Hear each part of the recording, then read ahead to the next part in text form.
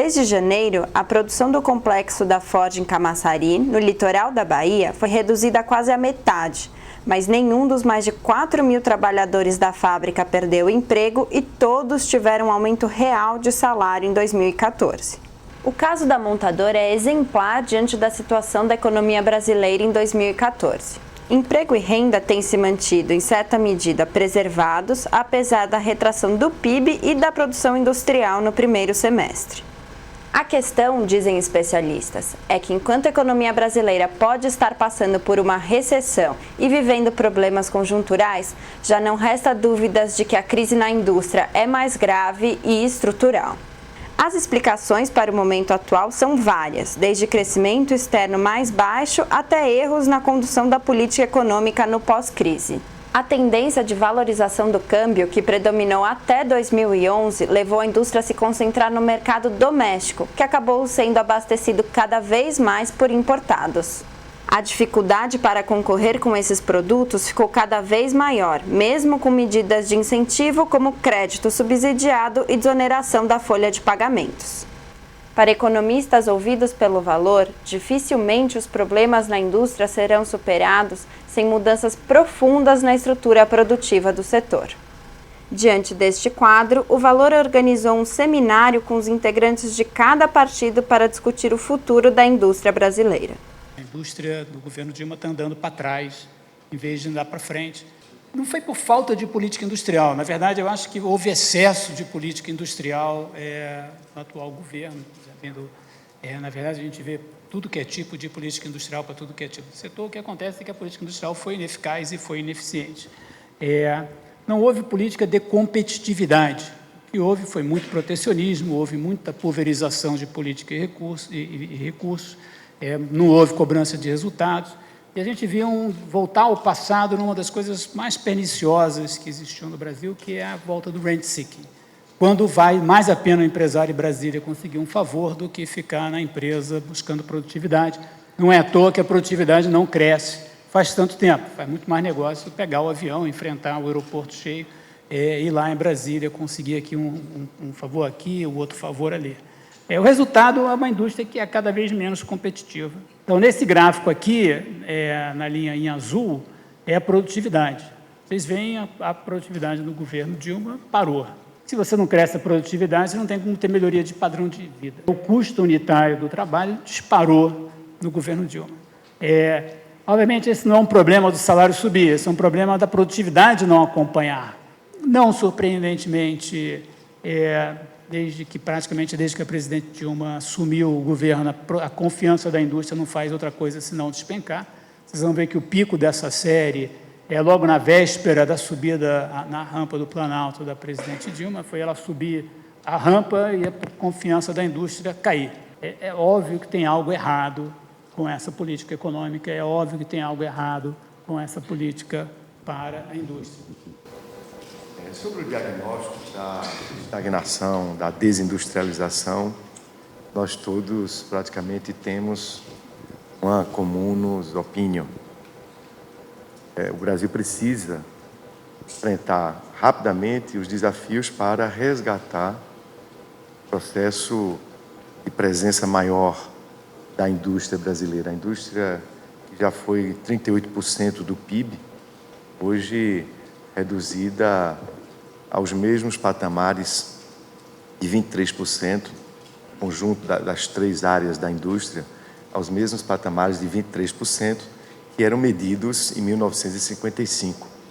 E quando focamos na indústria da transformação, especificamente, a preocupação ainda maior, porque nós já tivemos lá com 24%, estamos hoje, em 2013, com 13% do PIB. Então, o desafio que precisa é o que é que o Brasil pode fazer para reverter este processo de perda de competitividade, de perda de participação da indústria brasileira no contexto do conjunto da economia, que é preciso reverter, de um lado, as políticas macroeconômicas, de outro lado, fazer reformas microeconômicas inadiáveis. É preciso, sim, resgatar o rigor dos três componentes da política macroeconômica. Então, não é possível mais continuarmos com uma política fiscal frouxa, que perde credibilidade pela maquiagem da contabilidade criativa. E a solução para isso, para reverter o rigor que está repercutindo na perda de credibilidade da economia brasileira, é trazer transparência para isso. Propomos ao Brasil a criação de um Conselho Nacional de Responsabilidade Fiscal para que haja luzes sobre a evolução dos gastos públicos. Vai precisar, sim, de institucionalizar, portanto, por lei, a independência do Banco Central. Isso vai ter um efeito muito grande para ajudar, ao lado de outras políticas, a reduzir a inflação e, portanto, trazer mais competitividade para toda a economia brasileira. Nós estamos propondo reformas microeconômicas inadiáveis. Possível mais adiar uma reforma tributária. Nos parece inadiável. Nos parece inadiável também uma reforma do mercado de crédito. Não é possível mais conviver com um spread tão elevado. O total do financiamento necessário à indústria brasileira, do total necessário, apenas 20% são providos pelo BNDES e bancos públicos. Os outros 80% a indústria tem que recorrer no setor financeiro, que hoje está muito mais voltado a comodamente fazer aplicações nos títulos da dívida pública com taxas tão elevadas, e não estão conseguindo, portanto, os bancos, o setor financeiro brasileiro não está conseguindo fornecer o crédito a um custo mais competitivo para a indústria brasileira.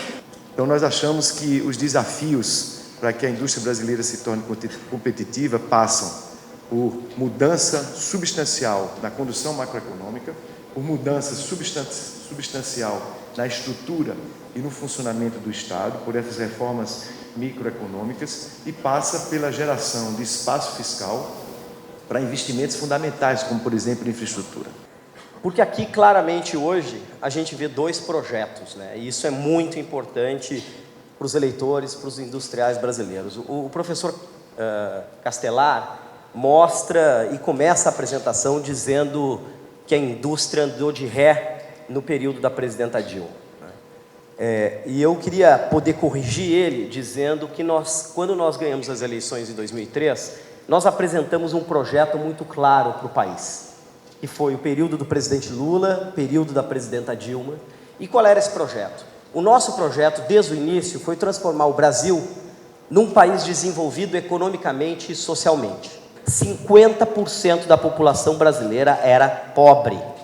Se nós compararmos a distribuição da renda do país, né, e eu sei que o professor Castelar, naquela época, provavelmente não estava no governo do Fernando Henrique, mas eu preciso falar isso para mostrar a dicotomia dos dois projetos.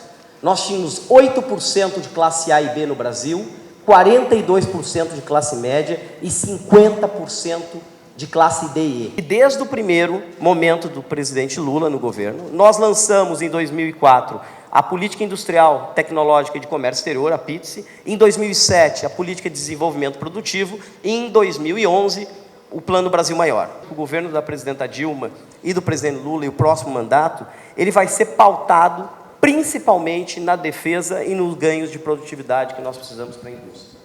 Nós temos deficiência de infraestrutura? Temos. Nós pegamos em 2013 um governo que não fazia investimento em infraestrutura por mais de 2 décadas, 20 anos sem infraestrutura. O nosso conceito de desenvolvimento industrial é um conceito de desenvolvimento industrial com defesa do conteúdo local. O nosso modelo foi criar um mercado interno de consumo. Por isso que hoje a gente pode discutir com o efeito que a gente está sabendo que as importações estejam entrando no varejo mais forte que a produção nacional, mas nós conseguimos fazer essa discussão porque nós criamos o mercado interno. Nós pegamos um país com mercado interno com 800 bilhões de reais e hoje ele está 1,4 trilhões de reais. E eu queria lançar aqui dentro das propostas é que nós sabemos, primeiro, nós precisamos aumentar a taxa de investimento na economia. Segundo, concordando com a linha do Maurício, que nós precisamos fazer uma reforma tributária, sim, nós tentamos 3 reformas tributárias. Mas nós precisamos ter uma reforma política, porque senão a gente não consegue, e todos vocês conhecem, nós estivemos debatendo na CNI, na Fiesp, nós não conseguimos chegar a um bom tempo de reforma tributária se a gente não fizer uma reforma política, porque não passa. O nosso programa de política industrial, próximo mandato da presidenta Dilma, ele tem clareza quanto ao aumento da taxa de investimentos, a melhoria da qualidade da educação, principalmente através da inovação, quer dizer, porque nós sabemos que o custo da mão de obra no país hoje está elevado e a gente só tem como ganhar produtividade melhorando a educação e melhorando o processo de inovação. Nós precisamos continuar expandindo os investimentos em infraestrutura, como eu disse, tanto PAC 1, mas PAC 2 foram mais de 800 bilhões. Nós precisamos buscar cada vez mais a desburocratização da economia. Nós precisamos modernizar o parque industrial brasileiro, que a média de envelhecimento das nossas máquinas e equipamentos, que também dá ganho de produtividade, a média no setor industrial está com mais de 17 anos. E nós precisamos ter uma atuação cada vez mais forte nos mercados internacionais e na desoneração dos investimentos e nas exportações.